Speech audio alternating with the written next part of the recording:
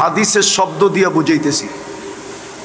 এক এক ব্যক্তির, জাহান্নামী ব্যক্তির দাঁতের এক একটা দাঁত হবে 10 কিলোমিটার চওড়া, উপরের মাড়িটা হবে 160 কিলোমিটার, নিচেরটা হবে 160 কিলোমিটার। যেই মুখে ফিট হবে ওই মুখটা কত বড় হবে, ওই মুখটা যেই চেহারায় ফিট হবে ওই চেহারাটা কত বড় হবে। বসতে জায়গা লাগবে 470 কিলোমিটার। যার বসতে 470 কিলোমিটার জায়গা লাগে ওর দেহটা কিরকম হবে। ওই পাহাড় আমি 4 বার নিজের চোখে দেখছি। আমি ইয়ামান 4 বার গেছি, 4 বার। ওই পাহাড় আমি নিজের চোখে 4 বার দেখছি। যদি চোখের থেকে প্রজেক্টরে আনা যেত তাহলে রব্বে কাবার কসম আমি আমার চোখের থেকে ওই প্রজেক্টরে আইনা আপনাদেরকে দেখায় দিতাম পাহাড়।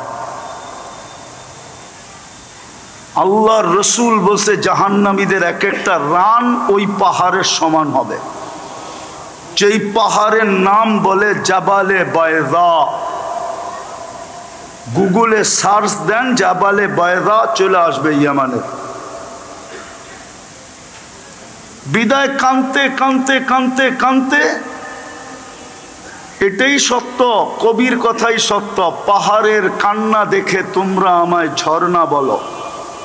পাহাড়ের কান্না থেকেই কিন্তু ঝর্ণার সৃষ্টি হয়, নাইলে ঝর্ণা অন্যভাবে সৃষ্টি হয় না। পাহাড়ের কান্না দিয়েই ঝর্ণার সৃষ্টি হয়। এই জন্যই বাঙালি কবি লেখছেন, পাহাড়ের কান্না দেখে তোমরা আমায় ঝর্ণা বলো। 4500 কিলোমিটার দরিয়ায় নীল, ওটাও পাহাড় থেকে উৎপত্তি। একটা উগান্ডা, একটা ইথিওপিয়া। আমি 6 বার দেখা হিসাব বলতেছি, 6 বার, একবার দেখি নাই, 6 বার দেখছি।